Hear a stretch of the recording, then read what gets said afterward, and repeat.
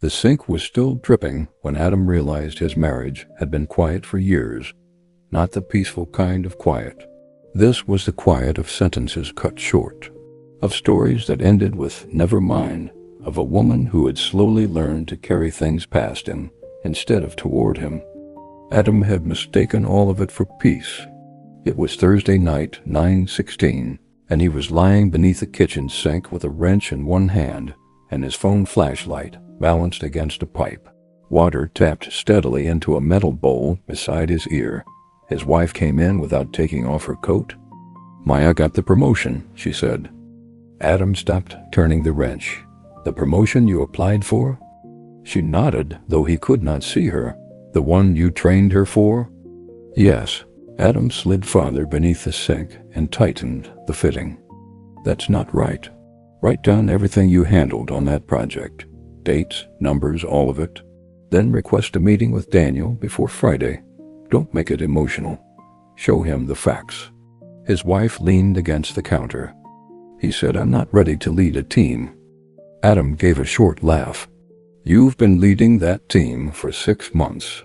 That's exactly what you say, and update your resume tonight. Even if you don't leave, they need to know you can."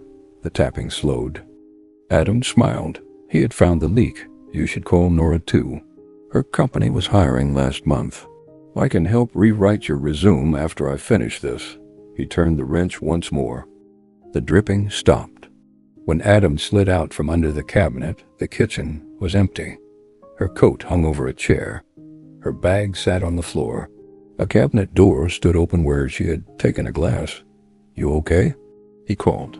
"I'm tired," she answered from the bedroom. Adam wiped his hands and looked down at the dry bowl beneath the pipe. He had fixed the problem. That was what Adam did. For 11 years, he had been the husband who handled things. When the car made a sound, he found it. When the rent increased, he rebuilt the budget. When her mother needed a specialist, Adam spent nights reading hospital profiles and made a list of questions. When a storm damaged the fence, he worked in the rain until the posts stood straight. Adam did not disappear when life became difficult. He moved toward difficulty with tools in his hands. His wife had once loved that about him. In the first year of their marriage, the washing machine flooded the laundry room at midnight.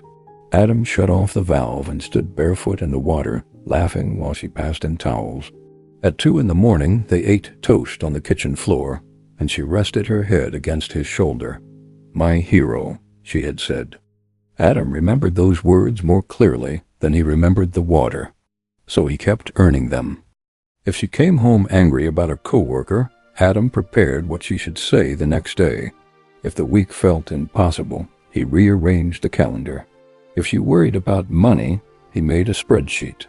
If she cried, he searched for the door out of whatever room had made her cry. He believed love meant never leaving someone trapped. He never noticed that he often left before she did. Not with his body. Adam stayed in the chair. He looked at her. He heard every word. But somewhere inside the first 30 seconds, he stopped being with her and began working on her. Her pain became a task. Her fear became a plan. At first, she argued, "I'm not asking you to call anyone." "I didn't say I was calling. I'm saying you have options. I know I have options." "Then why are we acting like you don't?" Later, she stopped arguing. A bad day became work was work. A fight with her sister became, "We'll sort it out." A fear she could not name became, "I'm just tired." Adam accepted the shorter answers because short answers sounded like solved problems. The next evening he passed the bedroom and heard her speaking to her sister. He was carrying clean laundry when he heard the word promotion and stopped. His wife was describing the meeting. Not the version she had told him, the whole version. She had walked in expecting good news. Maya was already sitting on the other side of the desk. Her manager thanked her for the system she had built. Then he explained that Maya had a more natural leadership presence. His wife laughed when she repeated the phrase, but the laugh broke in the middle. She told her sister how she had trained Maya, how Maya had used the presentation notes she wrote, how everyone avoided looking at her after the announcement. Then her voice became quieter. The worst part was that I smiled. I congratulated her. Then I went to the bathroom and stood in a stall until I could make my face normal. Adam stood in the hallway holding a basket of folded clothes. He had known none of that. After the call ended, he waited before entering. His wife sat on the edge of the bed, looking at the dark screen of her phone. "Why didn't you tell me?" he asked Dot. She looked up. "I did." "No, you told me Maya got it. You didn't tell me any of that." "I tried." "When?" "Last night. You said 2 sentences. I said he told me I wasn't ready. I said I trained her." "And I told you that was wrong." "Yes." The way she said it made Adam feel as if he had missed a step he did not know was there. "I was trying to help you." "I know." There was no anger in her voice. Adam almost wished there had been. She looked down at her hands. "That's why this is hard to say." Adam sat in the chair across from the bed. "Then say it." She took a breath. "Every time I tell you something hurts, you turn it into homework." Adam frowned. "That's not fair. I know you're not trying to hurt me. I'm trying to make it better, but it doesn't feel better. What do you want me to do? Sit there while you're miserable? Sometimes, yes." Adam looked away. "Not forever. Not instead of helping. Just let me finish before you decide what I should do." "I did let you finish." "No, Adam. You waited until you understood the problem. That isn't the same thing." The room went still. "By the time you're done helping, I feel stupid for having felt anything in the first place." 3 answers arrived in Adam at once. That was not what he meant. She should know him better. He had spent 11 years proving he was there. He said none of them. His wife stood. "I'm not asking you to become someone else. I just don't want every feeling I bring you to leave the room wearing a helmet." She walked past him and went to the kitchen. Adam remained in the chair. The sentence stayed behind. A helmet. He knew something about armor. When Adam was 14, he lost the final leg of a relay race. He started too early, clipped another runner's heel, and fell hard enough to tear the skin from his shoulder. In the car afterward, his father gave him 4 instructions. Watch the inside lane. Shorten the first stride. Do not look behind you. Practice the handoff until it becomes automatic. Adam remembered staring through the passenger window. He remembered 2 boys from the other team laughing when he fell. His father never asked about that. By the time they reached home, Adam had a training plan. He also had nowhere to put the shame. Years later, Adam had become warmer than his father. He said, "I love you." He apologized. He sat beside his son instead of across from him like a judge. But when pain entered the room, Adam still reached for instructions. His father had taught him that a feeling was only the few seconds before a man decided what to do. Adam had changed the tone. He had kept the language. From the kitchen came a soft metallic tap. Then another.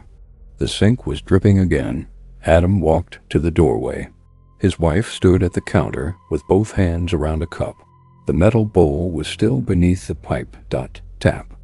Adam saw the wrench on the floor. His hand moved toward it, then stopped. His wife noticed. Neither spoke. Adam pulled out a chair and sat down. The first sentence came automatically. "Tomorrow, you should." He closed his mouth. The kitchen felt strange without the rest of it. Like a staircase missing its next step. His wife waited. Adam looked at the cup in her hands. "What did it feel like," he asked slowly, "when you saw her sitting in that chair?" His wife did not answer at once. She did not trust the question yet. Finally, she said, "Like they invited me in to watch someone else receive my life." A reply formed in Adam. "You will get another chance." He let it pass. She told him about the second chair, the presentation notes, the bathroom stall, practicing a normal face before returning to the office. Adam wanted to tell her that her manager was a coward. He let that pass too. "What happened when you went back in?" he asked. She looked at him, then continued. The story took 23 minutes. Adam knew because the kitchen clock said 10:07 when he sat down and 10:30 when she stopped speaking. During those minutes, he solved the problem at least 12 times in his head. He drafted an email, planned a meeting, rewrote her resume, found 3 better jobs. He offered none of it. When she finished, there was no perfect sentence waiting. So Adam said the smallest true thing he had. That was cruel. His wife looked down. "Yes," she said. Adam reached across the table, but stopped before taking her hand. He left his palm open between them. After a moment, she placed her fingers inside it. Nothing had been repaired. Maya still had the promotion. The manager still believed what he believed. Monday morning was still coming. The sink still leaked. But his wife had completed a sentence without Adam turning it into work. There are men who leave when pain enters a room. They find another task, another reason to be somewhere easier. And there are men who stay in the chair but leave in a quieter way. They rush ahead to the answer. They climb out of the feeling and call back instructions from safer ground. From inside the man, it can feel like devotion. From the other chair, it can feel like being left alone. Adam had spent 11 years making sure his wife never faced a problem without him. He had never understood that sometimes she was not asking him to stand between her and the problem. She was asking him to stand beside her while it hurt. That night did not transform their marriage. The next week, Adam interrupted her twice. Both times he caught himself. Both times she noticed. Slowly, the sentences grew longer again. Months later, the sink began dripping beneath the same cabinet. Adam heard it from the hallway. His wife was sitting at the kitchen table, telling him about her mother. He looked toward the cabinet, then back at her. "What happened next?" he asked. The sink kept dripping. His wife kept talking. And Adam stayed.